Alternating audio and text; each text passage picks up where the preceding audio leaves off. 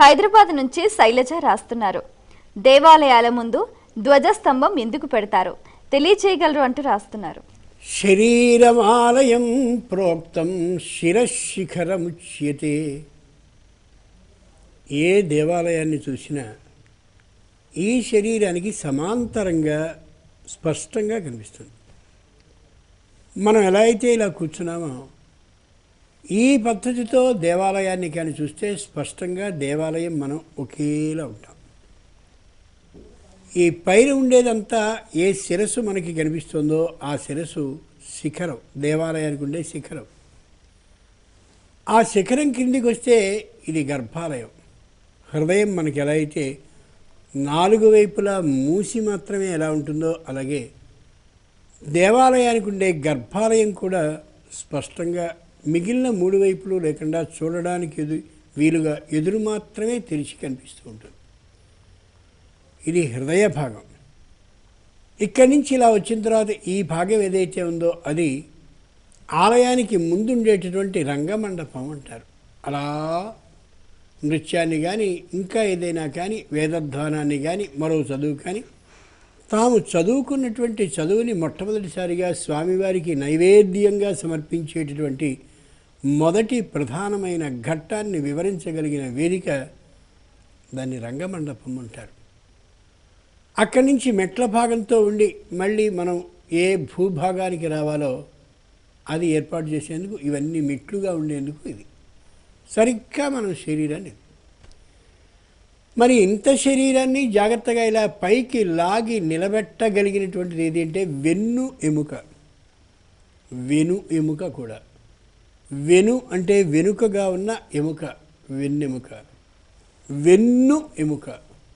వెన్ను అనే మాటకి బలమైన, స్థిరమైన, ఆధారభూతమైన అని అర్థం కూడా ఉంది. కాబట్టి శరీరాన్ని ఇలా లాగి పట్టడానికి అవకాశం ఉండేది ఏది చేస్తుందో ఆ వెన్ను ఎముక ఏదుందో అది ధ్వజ ఉచ్యతే. అది ధ్వజస్తంభం. దాని పేరు ధ్వజ స్తంభము అని. ధ్వజం అంటే జెండా. దేవుడికి సంబంధించినటువంటి జెండాని ఎగురవేసే స్తంభం అని పై అర్థం. మామూలుగా మిగిలిన వాటిలన్నింటికి రాజకీయ పార్టీలకు ఉన్నట్టుగా దేవుడికి కూడా జెండా ఉంటుందా అనుకుంటాం వేళాకోళంగా. కాదు, అది కాదు. దేవుడి యొక్క ధ్వజాన్ని ఎగురవేసే సందర్భంలో దైవానికి ఉండేటటువంటి వాహనం అక్కడ చిత్రీకరింపబడి కనిపిస్తుంది. తిరుమల వెంకట ప్రభువుకి సంబంధించిన ఉత్సవాలు ఏవైనా సాగుతూ ఉంటే ఆయనకి గరుడు వాహనం కాబట్టి ఆ గరుడుని యొక్క చిత్రాన్ని అక్కడ దాని మీద ఏర్పాటు చేసి ధ్వజపటాన్ని పైకి లాగి ఉంచుతారు. పటము అంటే వస్త్రం అని అర్థం. ధ్వజం ఎప్పుడూ కూడా జెండా వస్త్రంతోనే ఉండాలి. అలా ఎగురుతూ ఉన్నటువంటి ధ్వజపటం ఏమని తెలియజేస్తుందంటే ఆకాశంలో వెళ్ళేటటువంటి యక్ష, కిన్నర, కింపురుష, గంధర్వ, విహంగ, నాగ, దేవ, రాక్షస జాతి మొత్తం ఎవరు ఎగురుతున్నా మా దేవుడికి ఇక్కడ ఉత్సవాలు జరుగుతున్నాయా, బ్రహ్మోత్సవాలు రండి అని పిలుస్తాడు అలా ఎగురుతూ ఆయన. ఆ వచ్చేవాళ్ళందరూ ధ్వజం ద్వారా దిగి అక్కడి నుంచి ఎదురుగా ఉండే మూల విరాట్టుని దర్శించి సేవించుకుని మళ్ళీ ఇదే ధ్వజ మార్గం ద్వారా పైకి వెళ్ళి ఆకాశయానాన్ని చేస్తూ ఉంటారు. కాబట్టి ధ్వజస్తంభం ఎందుకు అంటే ఆ దైవానికి సంబంధించిన వాహనం ఆ పైకి వెళ్ళి అందరినీ ఆహ్వానించేందుకు తగినటువంటి ఏర్పాట్లను చేయడానికి ఏదైతే మనకి ప్రత్యేకంగా స్తంభ రూపంలో ఏర్పాటు చేయబడి కనిపిస్తుందో అది. ఆ ఎగిరేటటువంటి పైన ఎగురుతూ ఉండేవాడు పరమానందంతో అందరినీ పిలుస్తూ ఉంటాడు. వెళ్ళిపోయే అందరికీ ధన్యవాదాలని సమర్పిస్తూ ఉంటాడు. అందుకని ధ్వజస్తంభం అత్యవసరం. ధ్వజస్తంభానికి మొక్కడము అంటే దేవతలు వచ్చేటటువంటి మార్గానికి సాగిలబడడం, సాష్టాంగపడడం అని అర్థం.